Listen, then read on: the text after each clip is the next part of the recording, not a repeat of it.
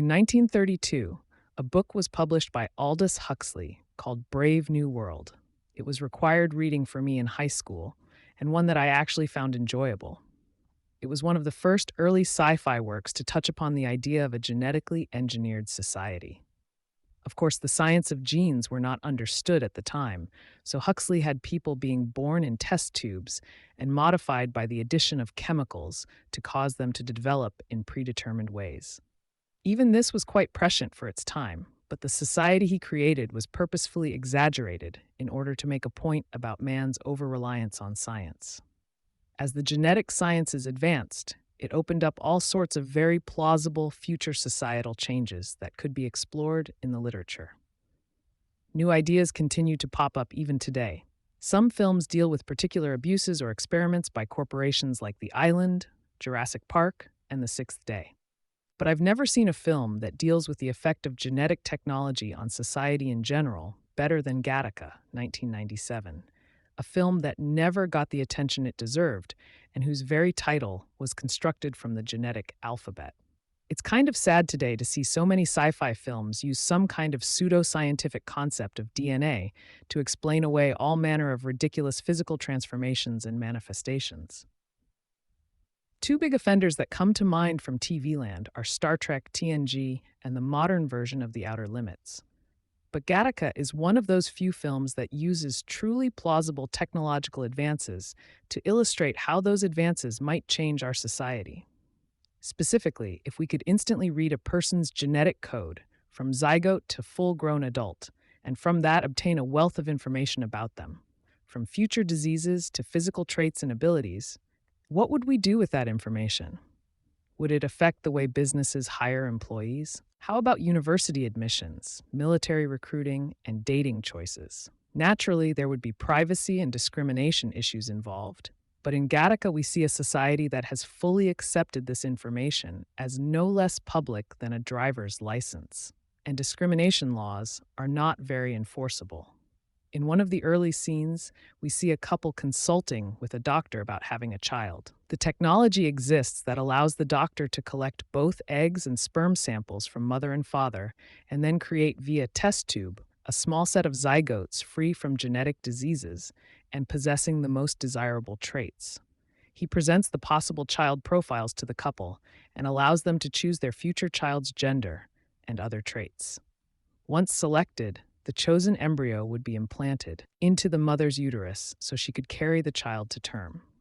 The scene was memorable to me precisely because of its haunting future plausibility. I love this quote from the doctor after the parents voice concerns about overprescribing their new child's future. Keep in mind that this child is still you, but simply the best of you. You could conceive naturally 1,000 times and never get such a result. Who wouldn't go for that?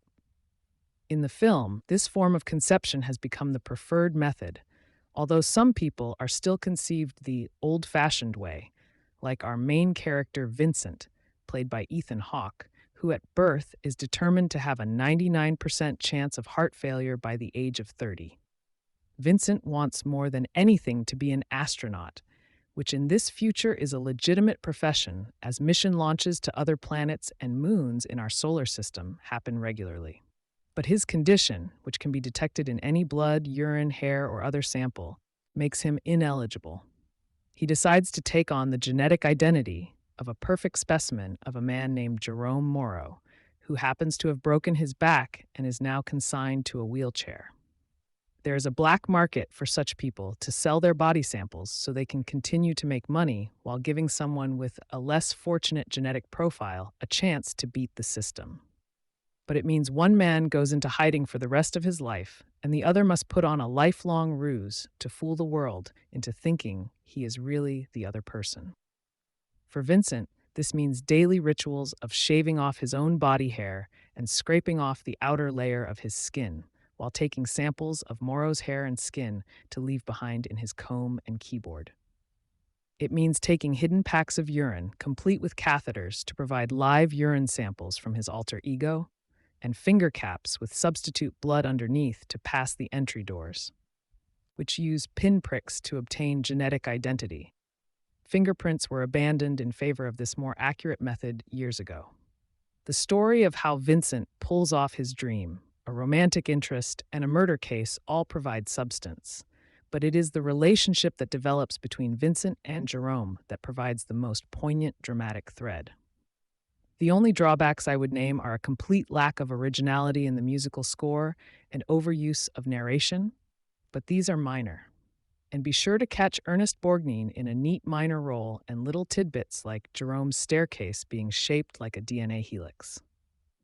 This is a great piece of writing, and what a delight that it was not adapted from a novel, but was created for the screen by Andrew Nicol and then directed by him as well. He also penned and directed/produced two other excellently written yet highly underrated films, Lord of War and The Truman Show. I hope in the future we see more screenwriters of this caliber in Hollywood.